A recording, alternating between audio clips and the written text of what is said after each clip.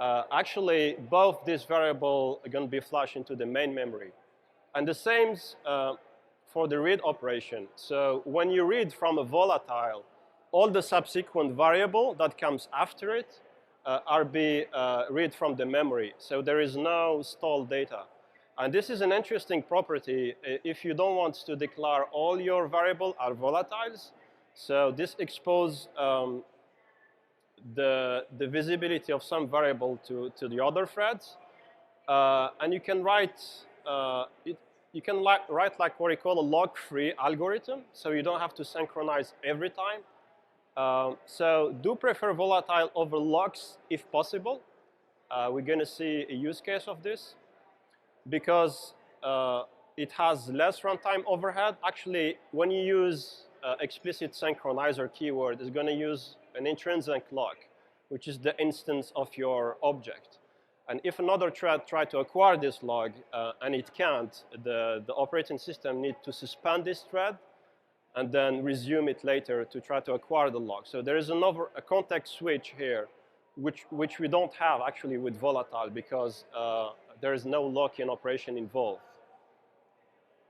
So let's say an example. We have a class here called flag, and we want to toggle the flag between false and true. So we have two states. And actually, this class is not thread safe, right? We have two problems. Flag received the instruction on the toggle. Actually, it looks like one instruction, but actually it's three operations going on. So we read the status of flag, we flip it, and then we assign the flag. So this operation is not atomic. So you may have like race condition between multiple threads trying to set in and read in.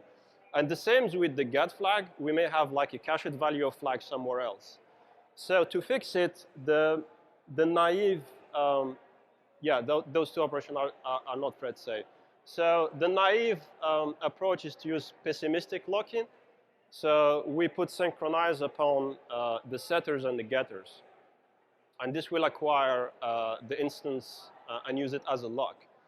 But this have like overhead, like we've seen before, compared to volatile. So if in certain situation the number of writes exceeds the number of reads exceeds the number of writes, you may want to consider using volatile and combine it with an intrinsic lock. This is what we call a cheap read-write lock. So the flag is volatile, so it doesn't need to acquire a lock. But the toggle still need to be synchronized because volatile doesn't guarantee atomicity, right? So if you're doing incrementation, it needs like 3 instructions to do it. Another variant is to use a reentrant read and write lock. This is on a Java concurrent Java package. Basically, this guarantees that you can do multiple concurrent read, or one write, but not both. So if you have a data structure or a map or something, and you think you're going to read more often than writing, so it guarantees that you can do multiple reads, compared to the pessimistic log, where even for reading, you need to acquire a log each time. So that's some option to consider. Another way to do this is using atomic variable. And atomic, by definition, extends the properties of volatile. They are volatile by definition. And they have other interesting features, like they have atomic incrementation and another interesting operation called CAS, or compare and swap, or compare and set. And this is a low-level operation at the CPU level available. And basically what it does, it uses what we call an optimistic approach. So rather than saying, before I start modifying a variable, I need to block or acquire a lock, let's assume nobody else is going to modify this variable, hence the optimistic approach. And if nobody change the value, the state of my variable, I can push it to memory. So the compare and set needs 3 elements to work. It needs the memory address we need to modify. So in our case, is the flag address. It needs the old value and the new value. So why we need to do a read before a compare and set? Suppose like another thread modified the value just before we set, so the compare and set will fail, hence the loop here. So we keep retrying until we succeed. And the compare and set is atomic. So at the assembly level, you can have like a block which guarantees that compare and setting is going to happen or fail atomically.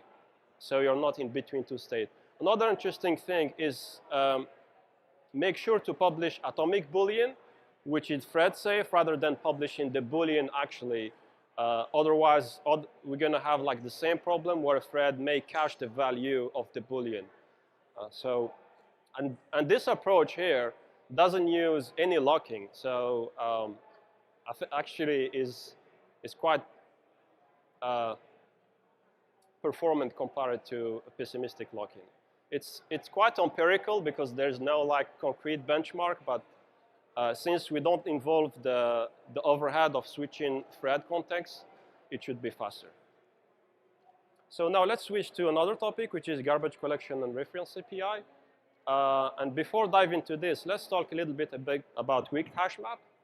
I think Chet has coined the term leak Hashmap because it gives you a false sense of using weak, but you may leak the entry in some use case.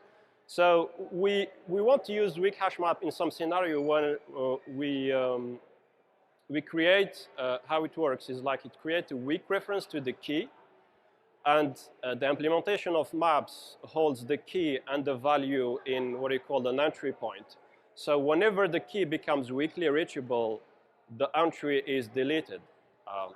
But in some scenario, we might leak the key, which cause a memory leak because the entry will remain on the map. So be careful with the choice of keys. We have some scenario when we can leak actually the entry. The first one is defensive copy. In the Java API, in Android API, sorry, we have in the Maps API, we have a polygon class that returns a set of points. But actually, you need to read the Java doc or the implementation to see that it's returning a copy of the set of latitude and longitude and not the actual instance. So if you use it as a key, the returned copy may not be referenced from any other variable. So it's eligible to garbage collection, whereas the real instance is still here. So this entry will disappear as soon as the copy disappears, actually. The other use case where you need to be careful about the choice of key is literal string. Because string in Java, the literal string are interned or pooled. So in this use case, we put an entry using a key and a new object. So new object is not referenced from anywhere else. So you might think, hey, this is going to be garbage collected soon because I nullified the link to key. But actually, Java keeps a reference to the string because you didn't create it at runtime. So if you want to use string as a key, you create them at runtime. So they're not pooled inside the class definition. We have a similar problem, but in the other way with boxed type. So if in this code, actually, you might think that the entry will be removed because nobody's referencing the object. The same story. If you read the implementation of the box type integer long or any other box type, you're going to see that some of the value are cached. So when you create a box type from I, which is between -127 and 28, some of the value are cached inside Java. So the entry will remain in your Hashmap, actually. So you need to be careful about this. But overall, the Hashmap works consistently because it uses internally a reference queue. And this will guarantee you that you will not run into some use case where you're trying to get the key, the entry, sorry, the garbage collection is removing the element. And this is guaranteed because it uses a reference queue. Before we see the reference queue, let's talk about the reference. This is something added in Java 2, so a long time ago. And this API, we're going to see replace the finalizer. And the whole idea is a reference is like any other Java object. But the key difference is it holds a property to what we call the referent. And the referent is the object you want to observe, right? I don't like this term because it reminds me of RxJava, so let's go this way. So it can be GC at any time, actually, compared to an object. And the main use case for reference, there are other use cases, but the main use case is to observe the life cycle of an object. They came in 3 flavors, soft, weak, and phantom. Soft and weak, historically, the only small difference is that soft is garbage collected after all the weak reference are garbage collected. And Sun, at the time, advocated a pattern when you could implement a cache based on soft reference. And then actually later they said this is like not a good idea because we have like more advanced algorithm like LRU or LRU with timeout algorithm. But at the time it was seen as a way to implement like a weak cache for your object. Okay, so this is how it works. We have our object, your Pojo, your whatever, and you create a weak reference to observe this object. So again, it's called the referent, and it's good to remember this name because it's used all the way to documentation.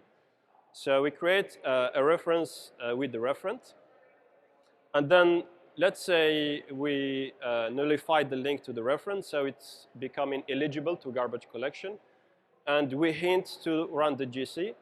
Actually, you have 2 ways to hint the GC: is system.gc or runtime. And system.gc just call in the implementation runtime.get runtime.gc. So it's doing the same thing, actually. So if by trying to get the referent out of the reference, you get null, this means that the garbage collector collected your object, actually. So this is cool, but if you have like a set of large number of objects, you're not going to do this if-else for the entire like set of objects. What you're going to use is a reference queue. So a reference queue is a basic data structure. It's a blocking queue.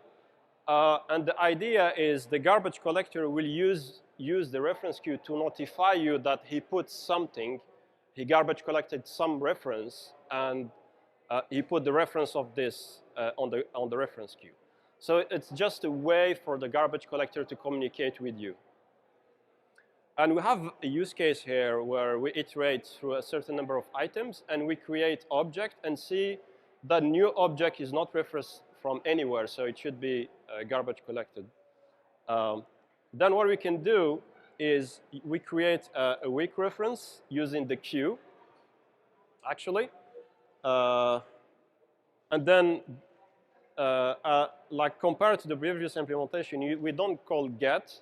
What you can do is poll the queue to discover the element that were garbage collected by the GC. So here we have the while loop that's calling poll. And if the element is not null, it means a reference, whether it's weak, phantom, or soft, is being put on the queue. And this signal that your referent used by the reference has been garbage collected. But you need to be careful. This is getting tricky. Remember, a reference is itself a regular Java object. So if you don't keep a strong reference to your reference, it will get garbage collected. So actually, the GC have nothing to put on the queue. So usually, you'll see that in all implementations that use a reference API and reference queue, we also keep a set or array as a way of keeping a strong reference to our reference. Otherwise, when your reference got garbage collected, the GC have nothing to put on the queue because your reference itself was weakly reachable, so it was reclaimed. So it's like a caveat to like need to think about. Cool. Finalizer, why you shouldn't use them? Before Java 2, they were used as a way to do cleanup before the actual memory is reclaimed. But they have like many problems. I just listed 3. The main problem with Finalizer is that you can resurrect the original object. So when the GC is about to reclaim your object, you call Finalizer, and you can still keep a strong reference to your reference elsewhere. And in the Java protocol, you can't run Finalizer twice. It will crash the VM, actually. It requires two GC life cycle because the GC is like a graph, and the first cycle is to detect who overrided Finalizer, so I need to notify him. So to make sure that you didn't resurrect your object in Finalizer, the GC needs to do another cycle to make sure that you didn't resurrect the object. So it requires two cycles, which is slow. And there's one daemon thread doing garbage collection in the background. So if your object is not thread safe, this means that another thread is accessing your object. So if your object uses like reference native memory, and this native memory is is thread confined, accessing it from another thread may cause some crash, and it's hard to debug actually. So instead of Finalizer, you should use phantom reference. So what are phantom reference? They are a reference, part of the reference API, and the only use case using phantom reference is to use it with the reference queue, because it prevents you from getting the referent. Remember that on the previous example, when we used the weak Hashmap, at some point we called get to check if the referent is still there or is null. The actual implementation of phantom reference returns always null. So even though the referent is not garbage collected, it will return null for you to prevent you from accidentally resurrecting the object. And it only makes sense to use phantom with the reference queue because it's a way for the GC to notify you that your referent was garbage collected, because you can't get it anyway. It's returning always null. So let's see like use case how we can use like phantom reference to detect a memory leak. So here I have a class called activity.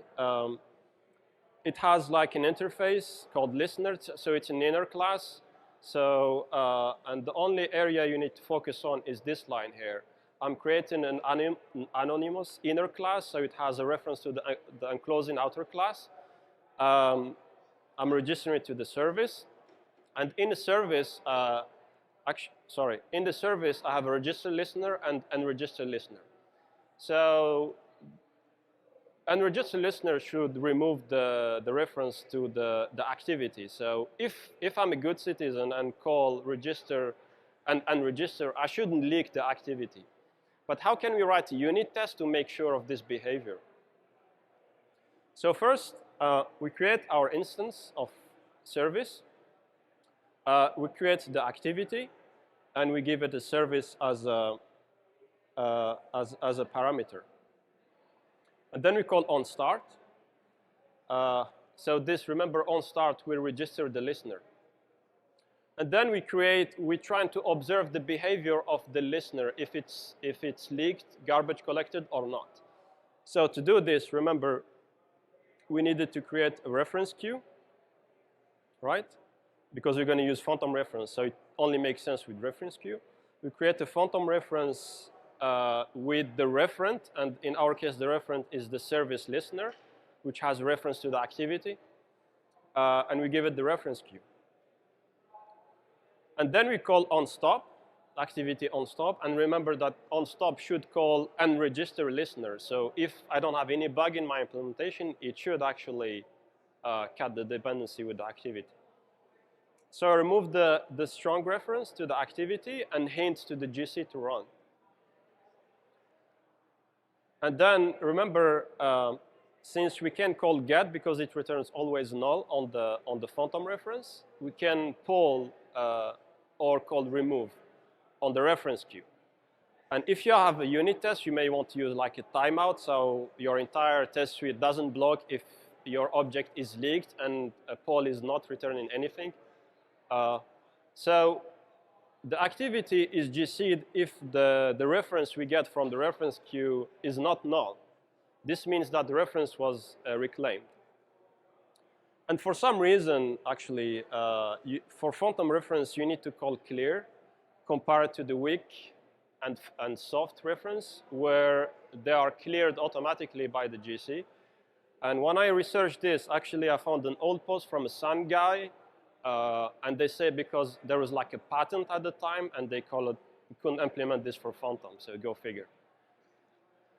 So here's like the entire class, which called instantiation the service and calling onStop and making sure that you're getting something from the reference queue. And actually, this is like almost a way to write almost deterministic tests involving the GC, because we still don't control the exact moment where the GC starts putting the element on the queue. This is actually implementation dependent. It depends on the VM you're using. So this is a pattern used by IOSP in finalization test and Leak Canary, which is a great library actually. And it's almost, it's like a good, it's the best effort we have right now to work with the GC. We don't have like other implementation to interact with it.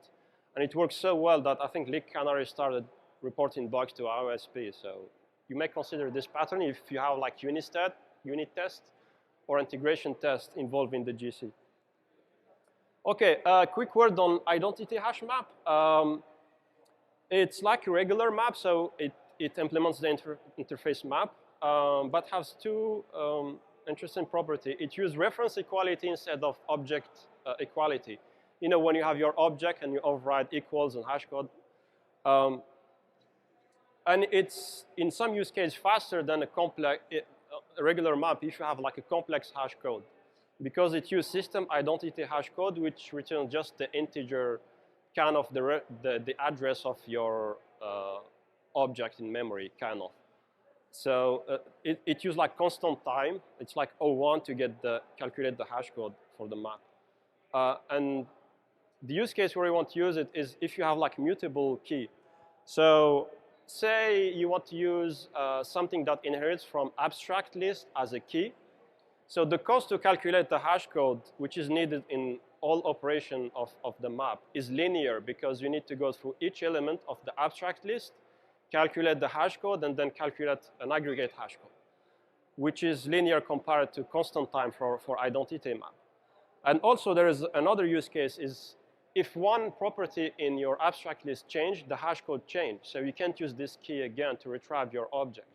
So you may want to consider identity hash map if you have some concern with the time you spend calculating the hash code, or if you have mutable key.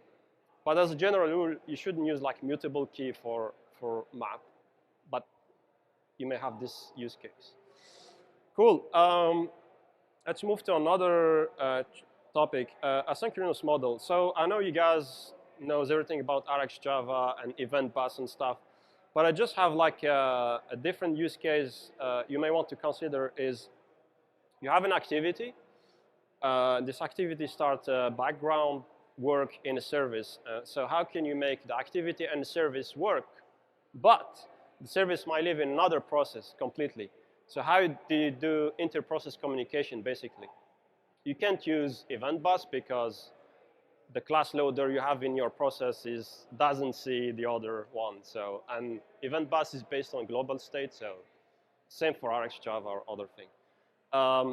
So here's the use case. The activity start the service in the background. The service needs to communicate result, and service is in another process. How you go with this? One way is to use the messenger, which is available in Android API, and basically the messenger, the whole point of the messenger is to wrap the handler, and the handler is the way you communicate with the looper. Since the handler can't traverse the binder, messenger is like a wrap that allows the handler to communicate with the handler. And since the messenger can go through the binder, so it works inter-process. So you create a handler in your activity. You create a messenger from a handler, like this. You pass the messenger as a bundle since it's a parcelable, and you can traverse the binder protocol. And then when the service is done, it can call messenger.send, and actually this will trigger the handle message you might override on your handler. So you can get back a message object that contains like a set of properties you might want to retrieve. Cool. Another approach similar to the messenger is the ResultReceiver. So it works basically the same, but in the previous implementation, you need to implement the handle message on the handler. In the ResultReceiver, it used the handler, but actually you're going to override on receive on the result receiver. So you don't have to override handle message on the handler. So you create a result receiver using the handler, and then you override on receive to receive the message. You pass the result receiver as a bundle argument, and then you call send from the service, and this will call back on receive with the message, actually. So we'll finish about synchronizers.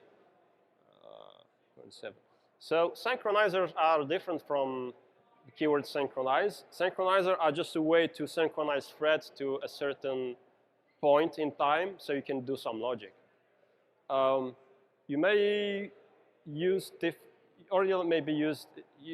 countdown latch, like in your unit test. It's a way like to, if you start a background thread, and then you need to wait for the test. You need to make your test wait for the job you're doing in the background before finishing your test. You can use a countdown latch, and it's thread safe. So it's easy to use it. You start by initialize it with a number of participants. The participants are the number of threads that's going to be involved in the synchronization process. You call await, which going to suspend or sleep the thread until the counter drops to 0. And then every thread calls countdown. So the API is pretty simple. But the problem with it's not the problem, is like you can't reuse the countdown latch. That's the purpose of having other API. So if you want to reuse the counter, you may use a cyclic barrier, which is a point of synchronization. It's like saying to a certain number of threads, hey, we should wait at this state, and when everybody is at this state, the barrier open, and the other thread and every thread we're waiting should proceed, actually. So await sleeps until all the participants reach the barrier. We're going to see an example with this. So the example I have is I need to calculate an average of 3 random ints. So I need to start 3 threads that generate a random int, and then aggregate or calculate an average. So how are we going to do this? We create a cyclic barrier with the number of threads, and +1 because we want the caller thread orchestrating all the synchronization to be part of it. So otherwise it will finishes and you're not getting any result. Number of threads is going to be 3 in my example. I have a for loop that starts a thread with the runnable task, and then the caller thread, or it may be UI thread, whatever, it's going to wait at the barrier also, right? And actually, the barrier is now blocked because, remember, the barrier will open unless if all the thread finishes their job and they're all waiting. And then when I'm done generating 3 random int in 3 threads, I'm going to compute the average. So the task that is runnable, that runs on every thread, is going to generate a random int, put it on a concurrent queue, sorry, and then call await. So this signals to the others that I'm done doing my job, I'm waiting for the barrier to open. Reusing the barrier. Actually, a cyclic barrier have another interesting constructor that takes a runnable, and this runnable will be triggered every time the barrier opens. So you can do any processing you want. So with the same use case, now I don't use a number of thread +1. What I'm going to use is like I'm going to pass a new aggregate, which is a runnable that's going to be triggered when the barrier opens.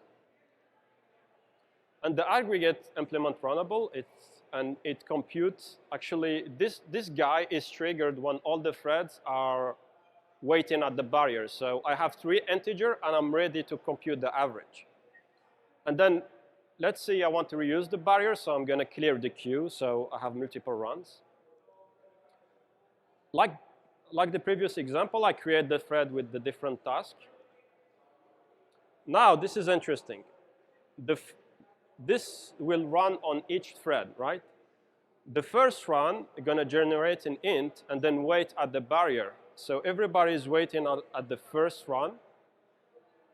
Then the barrier opens, and then remember this guy will be triggered, so you're going to compute the average and then clear the queue.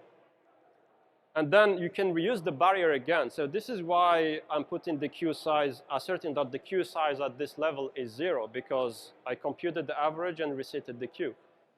Now we can do again queue added generating new int and then wait again at the barrier. This is something you can do with countdown Latch.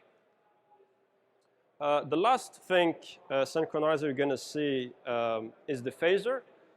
And the phaser tries to solve a different problem. Is in the countdown latch and in the cyclic barrier, in both scenarios, we knew before the number of participants. So what if you don't know the number of threads that's going to participate on the synchronization point? To increment the number of participants, you call register. So this is like a wait in cyclic barrier. So each thread that needs to participate on the synchronization point needs to register. It's going to complete its task, whatever, generating int. And to signal to the other that he finishes his task, you need to call arrive. This is similar to countdown. And this is the rule to remember. The phaser has a kind of complex API, but I think this rule sums it. So if the number of registered thread equals the number of arrived thread, the barrier will open. And you can reuse it again. So the same use case, computing the average of 3 integers. I create the phaser with, this is the number of, you can pass it though, the number of thread participants.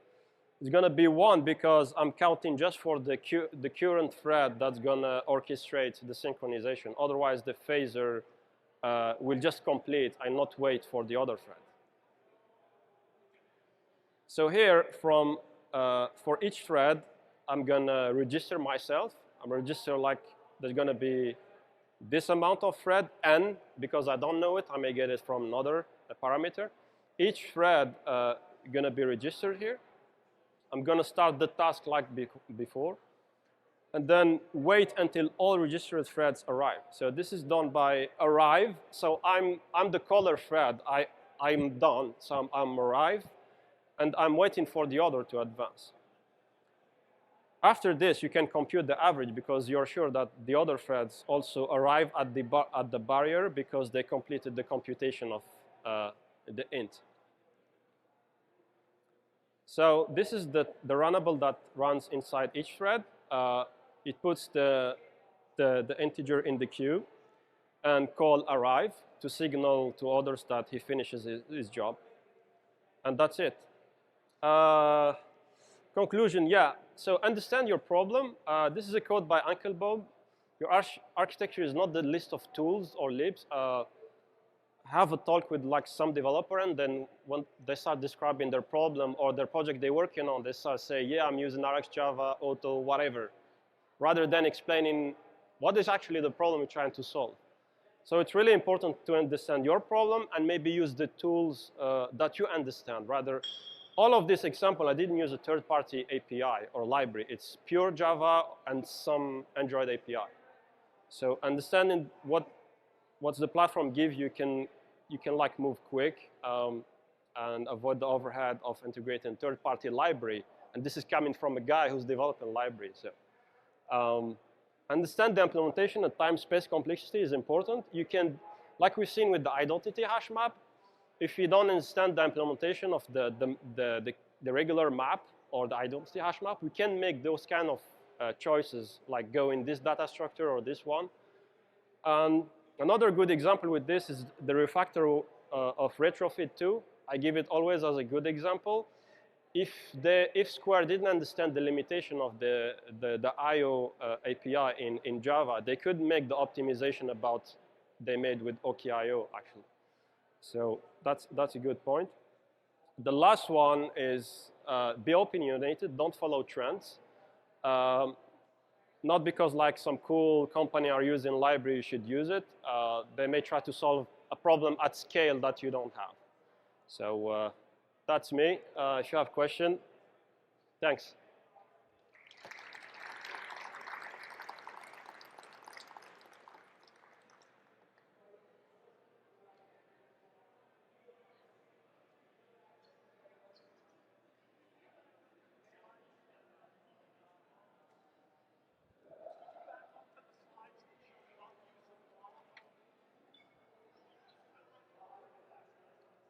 The first one. There are like 80 slides, so.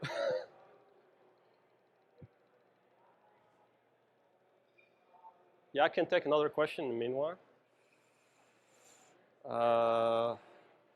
This one, previous?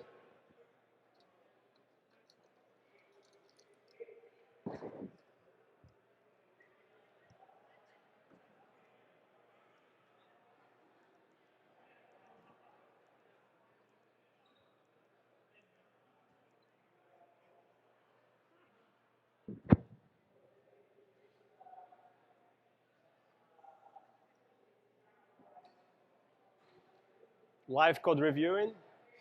Good.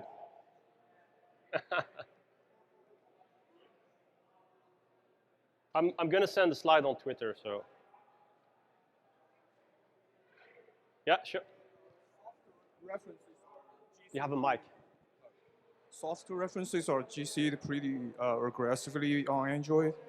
So we've actually seen like performance impact and, you know, sometimes even more memory problems when the dependency of the software references are not careful about, you know, recreating the objects or caching the objects. So I'm just wondering what your strategy on, you know, on the fact that software references are being aggressively GC'd on Android. Actually, in the use case I can talk about is at Realm we use phantom reference to close native memory because there's no other pattern like if you have Java objects on heap that use something off heap, you need some kind of communication between the two layers. So we use phantom because it prevents you from resurrecting the object and all the cool stuff. But we did measure actually the difference between the weak and soft. I know Leak Canary use weak and had discussion with PY yesterday. They went for the aggressive way, which should be, according to the documentation, the weak reference. But there is no like concrete measurement on the platform that this is like 100% guarantee. But from a logical point of view, it should be guaranteed because soft, like, they are not cleared until anything weak and phantom is already cleared. So it should be less aggressively GC'd. But that's a pattern that's been deprecated by Sun like a long time ago. Use it as a cache.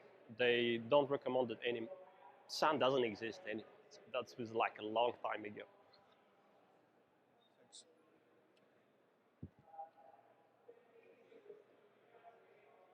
Sure. I'm going to try to ask this the right way. So oftentimes when I'm managing memory in the native layer, and I have a Java object that I guess is sort of keeping like a reference to that memory.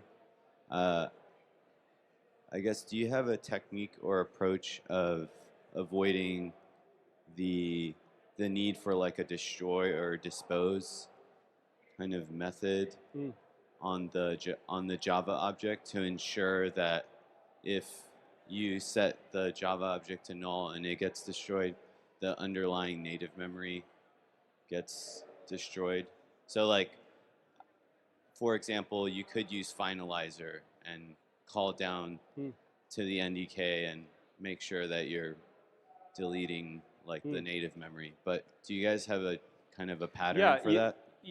The pattern is the one I described here. You can use Finalizer, but actually even some code in IOSP use it just to close the pointer, not to you know what you're doing, but it still requires 2 GC cycles, so it's slow. Okay. So we fall back to using phantom reference. Okay. So we keep a set of phantom reference, so we know when the object, the referent, is GC'd. We pull the queue, and then we associate we store on the phantom. Actually, we extend phantom reference to store the pointer. Okay, so you're using a map. So when you get from the reference queue the reference, you know what is the pointer associated with this. Okay. So you can call a native method to close. And this is a pattern used by Google. Okay. Use like most of the code is like JNI code on Android, so they use this a lot. Okay, cool. Thank you. Question? No? Cool, thanks guys.